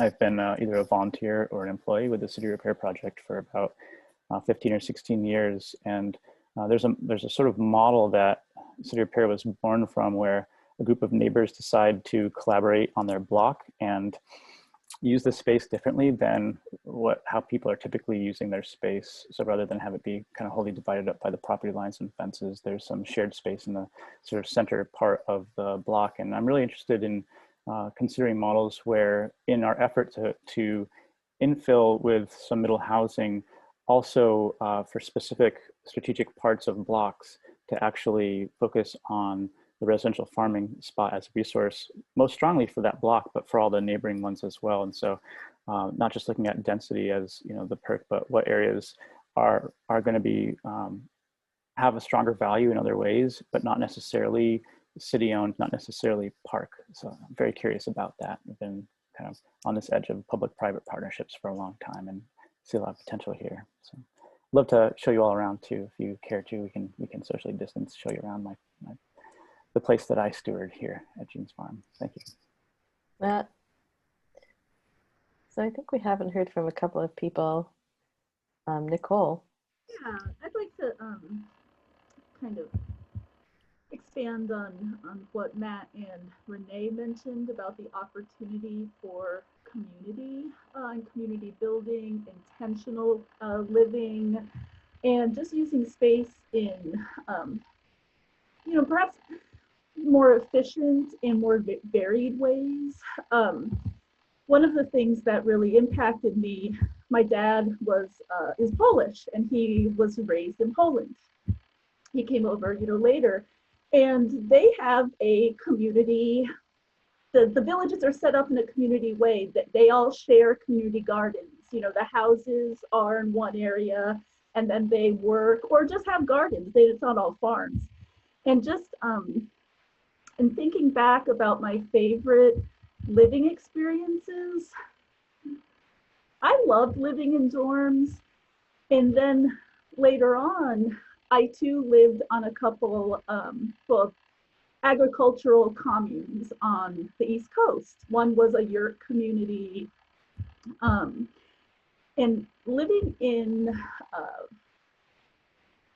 with people, it is so healthy, I think, and especially with COVID and how people have to create these pods, and people are struggling so much just to teach their kids. Well, some people are really good at that, you know, struggling so much to just do all sorts of things. And I would love to be able to, not be able to, I would love to see how far this partnership of, you know, public-private, cooperative living, what we can do with that in Milwaukee. I think it has benefits that are so beyond just community, but come to like personal health. And, you know, we're isolated as a culture and we are so divided. How can we start to heal that in how we live? Wow, thanks, Nicole. So anybody else, including city staff, want to weigh in here? We have a little time.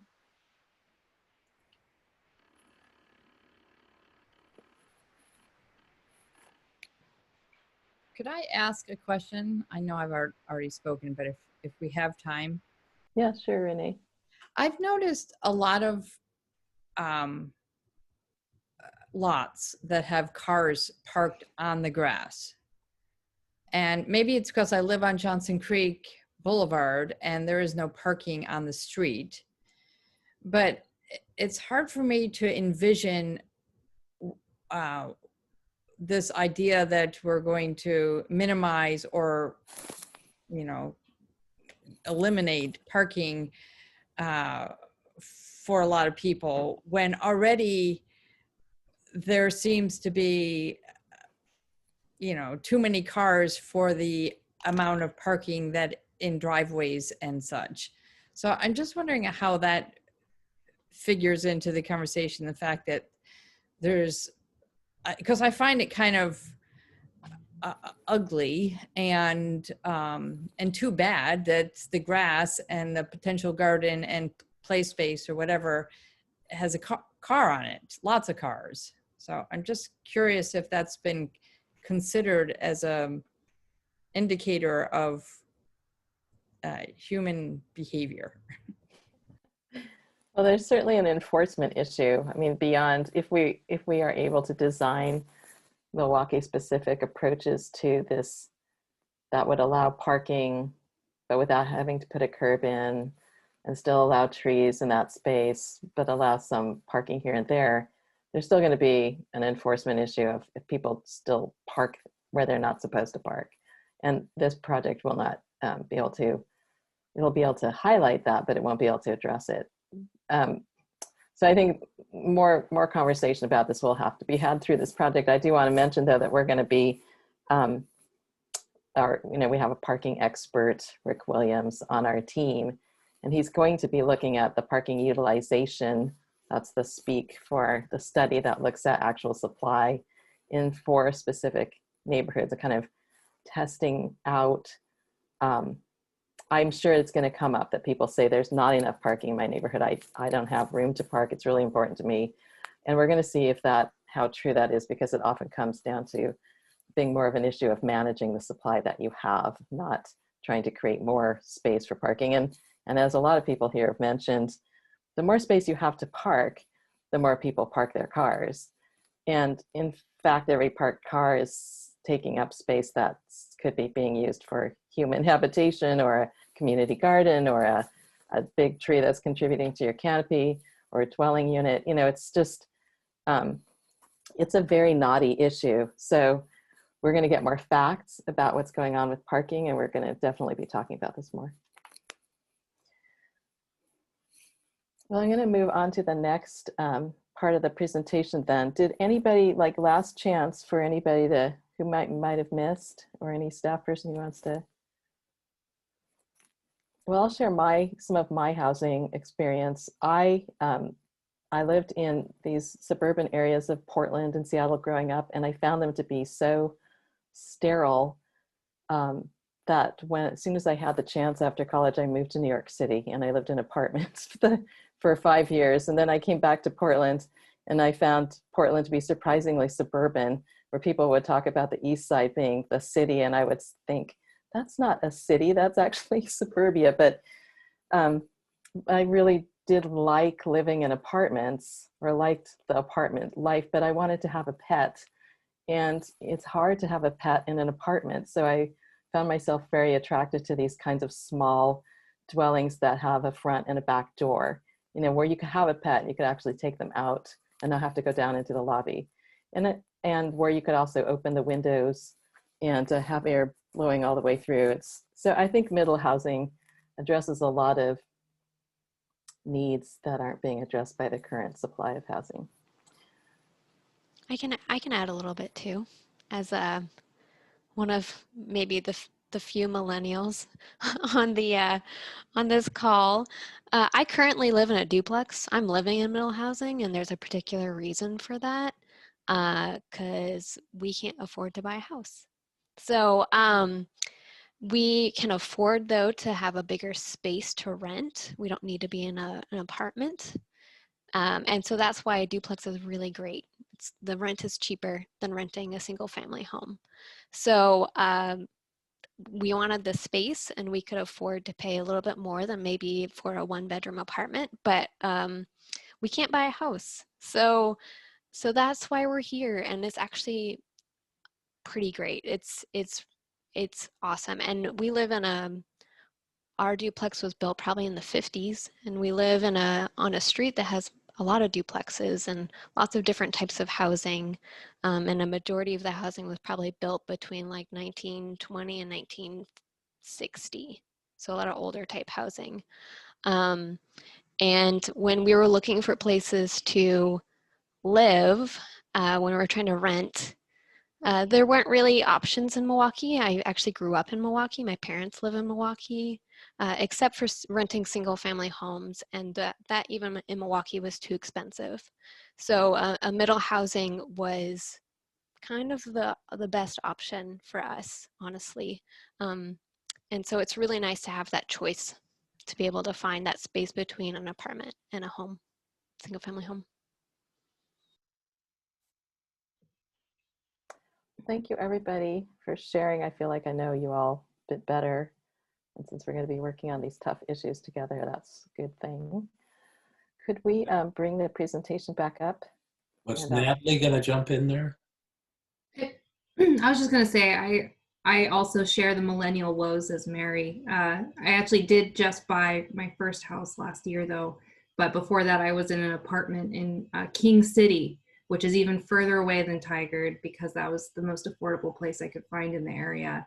And one thing I can say is, you know, when we were shopping for apartments and where I ended up, where it was pretty sterile, I would say, the further out you go, and it became definitely more constrained by highways. And I grew up actually in Northeast Portland, around the Hollywood district area, where you know, I was used to kind of the more intimate feeling of the community. And I would say that's one thing I definitely value about Milwaukie and especially some of these kind of more inner areas around the Portland metro areas. It's not only the tree canopy, but it's also the feeling of closeness that you can get. And that's something that you don't sometimes, even in the multifamily context, especially when you're looking at some of these larger apartment complexes, sometimes you don't find, because they're sacrificing for some of these larger structures and roads and stuff. So definitely, you know, what feels intimate to me is the tree canopy, it's the closeness, it's these smaller units. So it's definitely a community that I like to live in. So. And this is my garden, which is one reason why I wanted to find a home so quick, is because I wanted to test out how fast I can kill plants. That is really your garden. Wow, it's beautiful. So, Marcy, can I bring up something else? I think Eugene's point that he made earlier may work against this, and I'll be curious to know, but in both the 2000 and 2010 census, roughly 2/3 of all the households in this part of the world were 1 or 2 person households. And when you think about the housing being built, comparing that to 1 and 2 person households makes no sense at all. Now that may have changed, and we'll know that when we get 2020 census data with more young people still living at home. But the fact that those numbers carried from 2000 to 2010, I think, was pretty significant, and maybe again. Mm-hmm. So I guess that's part of that is, you know, having worked in Lake Oswego for 9 years and seeing McMansion after McMansion being built, replacing smaller, older homes, and thinking, who's going to live there in an 8,000 square foot house, and how many people will there be? Well, now after House Bill 2001 passes in Lake Oswego, those might be converted to duplexes and triplexes and quadplexes. Right. Okay, so we're going to move through the last part of my presentation. I'm just going to give you a little picture of the code audit that you'll be seeing a full report on soon.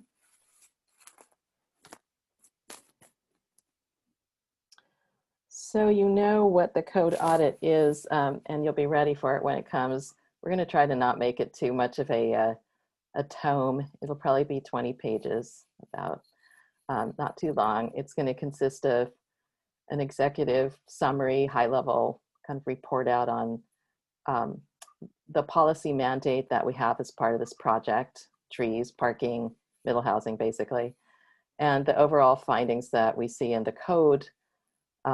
And that's all aspects of your code, down to the draft tree preservation ordinance and the public works standards, where we see the barriers to middle housing or helping contribute to the tree canopy or parking, kind of getting a reasonable handle on parking.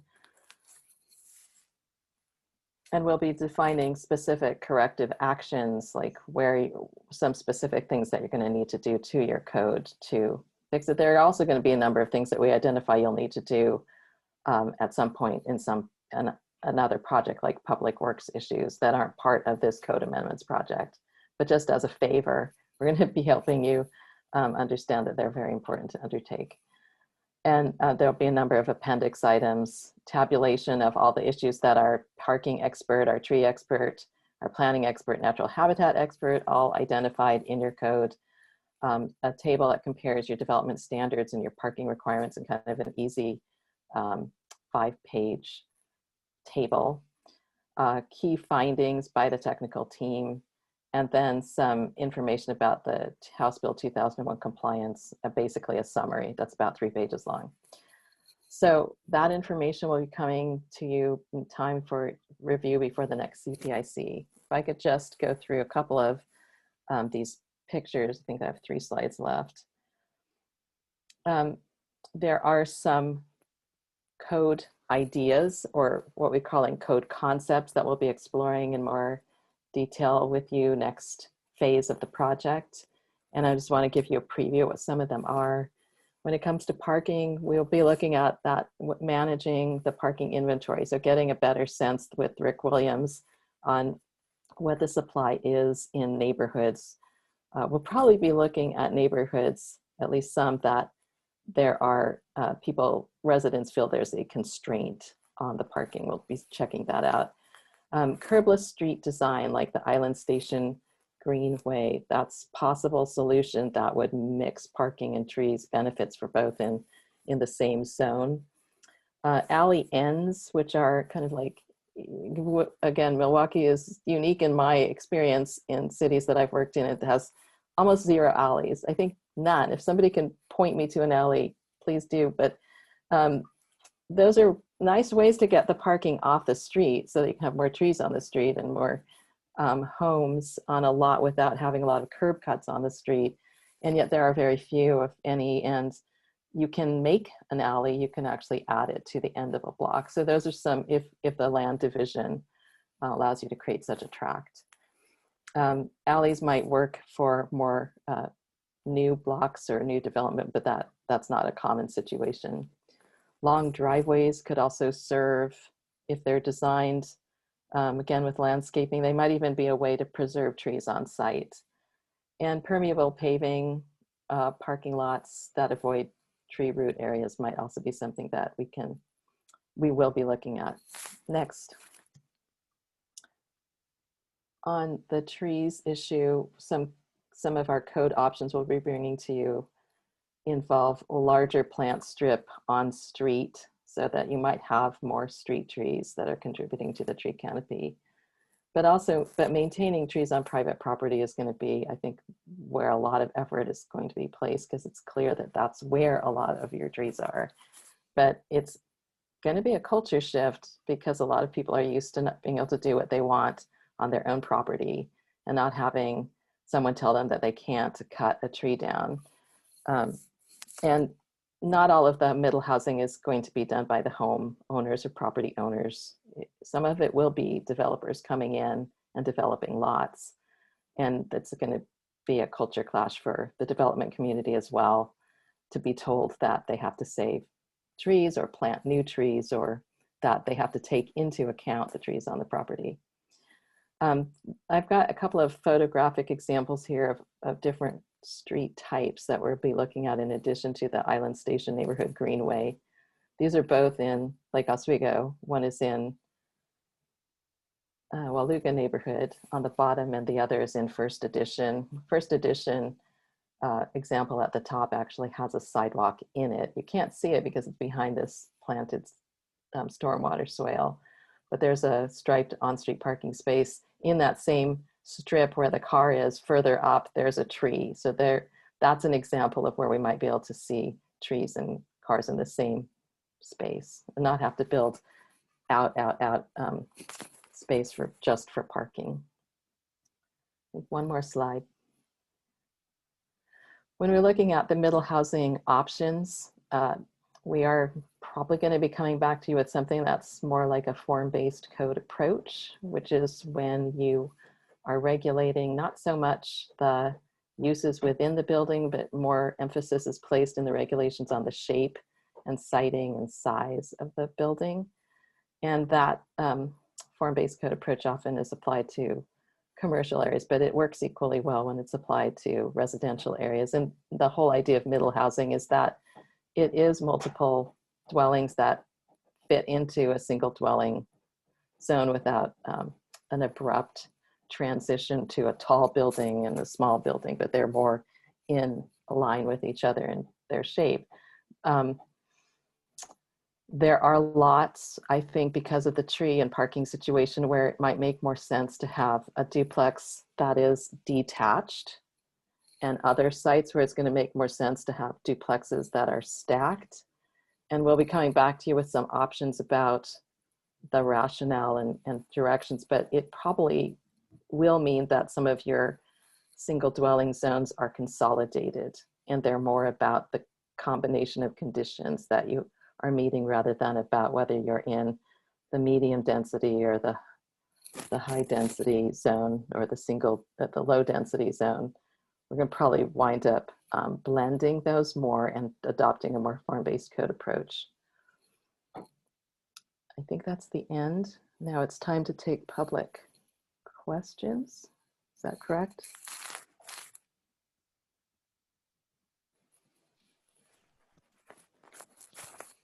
Yes. We do have one of our attendees, Neil Schulman, has raised his hand. So Neil, I'm going to bring you over. You're getting a promotion to panelist.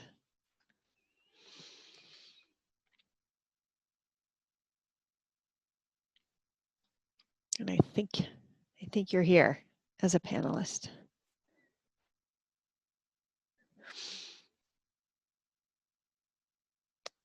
And you're muted, but go ahead with your question. Thank you. So I'm Neil Schulman. I'm the Executive Director of the North Clackamas Watersheds Council, and I was really interested to listen to this and just thank everybody at the city who we've worked with on the various parts of the comp plan. We are not housing experts.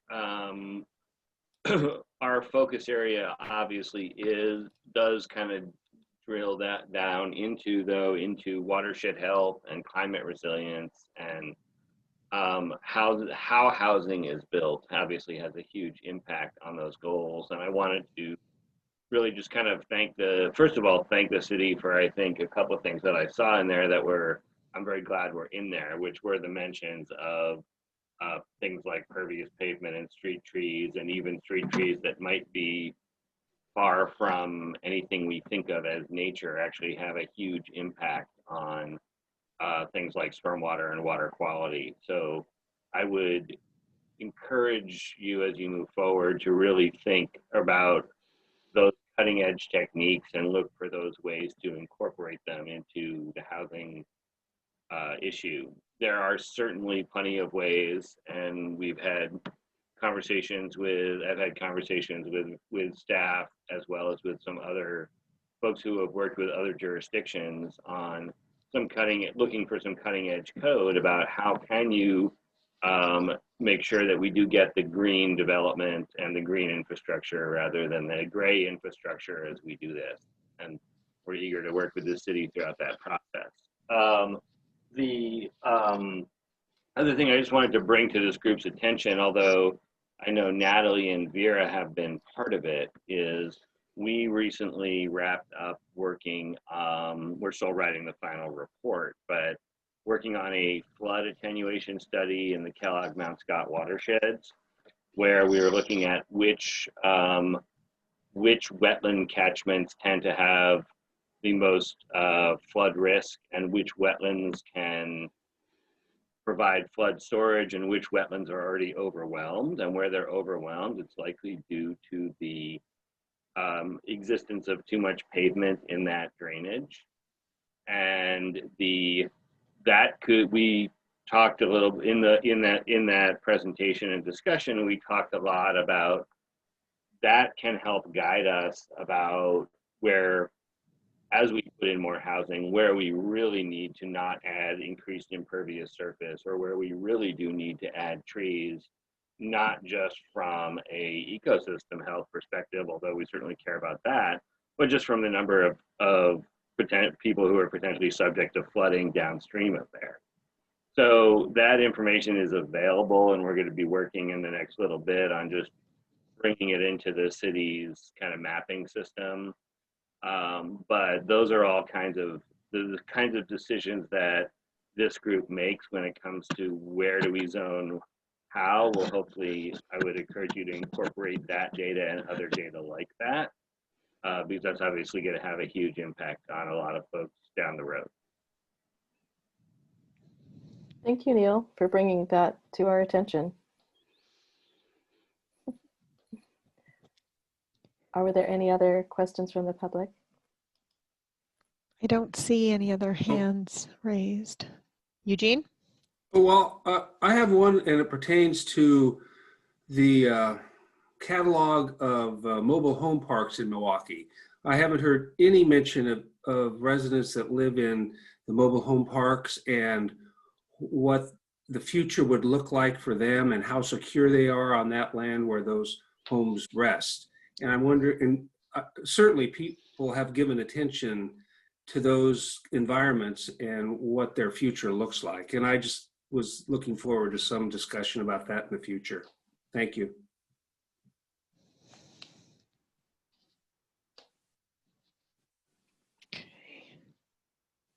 Great. Yeah, I second that. And I'm curious if there's consideration of within the middle housing, like if mobile home sites fit within the middle housing definition that we currently are using. And if city staff have looked into the policy that the city of Portland recently passed, well, I guess it was a couple of years ago, to protect certain parcels because of the housing options that they provide. As a middle housing type, it does definitely fit into the philosophy of affordable housing, and yeah, I'm aware of what Portland has done and what other cities are doing in creating cooperative ownership models and things for. But it's not an actual House Bill 2001 required type. I think there are other rules from the state about them. We'll get back to you on that. We'll look into it further. Thanks for bringing it up. I think, and the city staff could correct me on this, but almost all of the mobile home parks around Milwaukee are actually not in the city. There's very, very few units in the city. That's I believe correct. that's true. Yep, Yeah. they're in unincorporated Clackamas County. Just they're not, within the city limits. Exactly. Except the one at King Road near Linwood. Is that one? Isn't that one in the city? That one is right. Yeah. Yeah. Yeah. They're scattered. It's What is that one called? It was King's Court. Okay. As a relative newcomer to Oregon, I get really confused about unincorporated Clackamas County in the city of Milwaukee. And if at some future that distinction could be explained, that would be wonderful. There's lots of maps on our website. Well, I know one can find how, what side of the line you're on, but why it exists at all. It's a totally new concept to me that something would be unincorporated county next to a city boundary. It's county properties that haven't been annexed or included within a city's like tax limits. So for example, I live in unincorporated Clackamas County, so I don't technically fall within a city jurisdiction. So I don't also get city services. I have to rely on county services. But it's just essentially my neighborhood hasn't been annexed into a surrounding city. So I kind of fit between Portland and all these other communities. So is annexation something the city pursues, or it's something the residents can resist? It depends. Sometimes communities can voluntarily annex into a city. Other times it's required if, for example, city services are needed to be extended to a community. I think sometimes it can even be done on the property by property basis. I think that's what's happening in Lake Oswego. But so there's a bunch of different reasons why a community might decide to annex into a city. A lot of times it's tied though to the services that the city can provide them. Yeah, I can jump in on that, Sharon. The bulk of the annexations that we've handled through the planning department have been sort of lot by lot, and it's been specifically so that they can connect to city sewer because they've had a failed septic system. And so the way that unincorporated areas become part of cities is either annexation or incorporation. And there has been talk at various times, and I think it's starting up again in Oak Grove about potential incorporation. But those are long and drawn out discussions, and they have heretofore never really borne any fruit.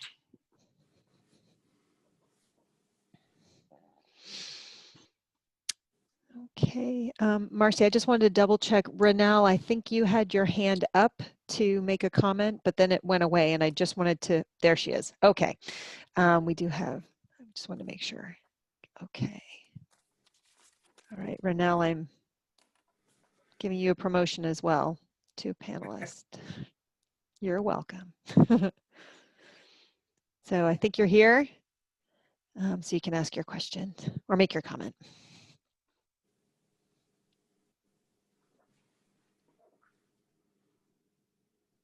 Renelle, you're muted.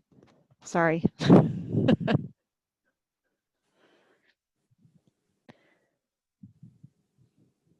it was the space There you bar, go. probably in the wrong web conference system. It's a space bar in another system.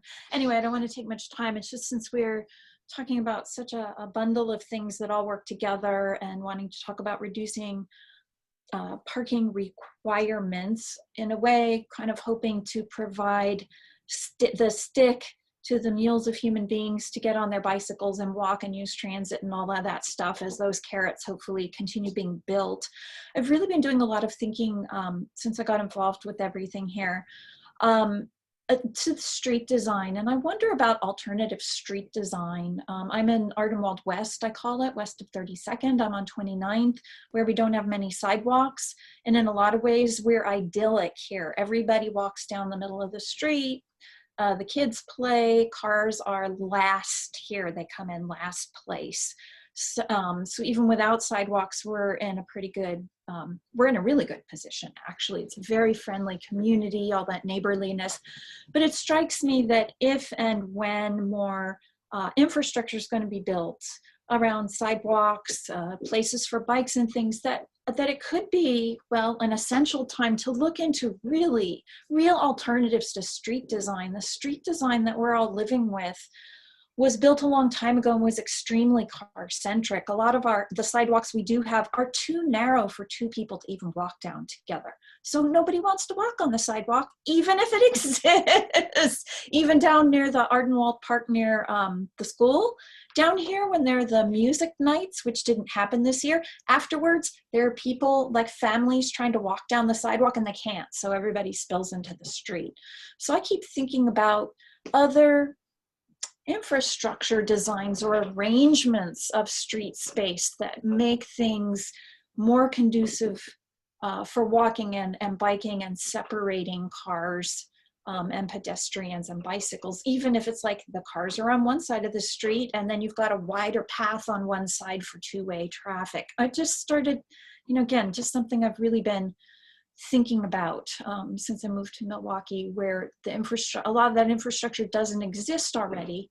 And the infrastructure we're all inheriting is one we mostly don't think about. It's extremely car-centric. Literally, cars are in the center of the street and everybody and everything else is on the sidelines. And that does something to us in terms of, even unconsciously wanting to walk on a sidewalk or get on our bicycles and go anywhere. So I just wanted to just throw that idea in because I think it's so a part of this mix. If we just recreate the traditional architecture we've already got, we're not going to get an increase in bicycles. We're not going to get an increase in pedestrians because it's just not friendly. You just don't want to do it. Sure. I've got a bicycle. I don't get it on that much. I go to the Springwater Trail if I do. I don't want to ride down the street with cars. Yeah, you've said it really nicely. And yes, we will be looking at those. We probably won't be passing any amendments in that area, but we'll look at it. I mean, we'll definitely. We've got opportunities here because we have so much infrastructure that does not exist. And I think we have the opportunity because we have a group here who will probably be interested in looking at some of those ideas. Yeah, I'm not saying we need to pave more sidewalk space. Again, more permeable surfaces, different kinds of walkways. It doesn't seem right. Yeah. It doesn't seem like the right approach for a lot of places. Just a big infrastructure piece that I just wanted to get minds opened up and thinking about. That's all. I'll shut up now. Let everybody go to bed or sleep or whatever. Thanks.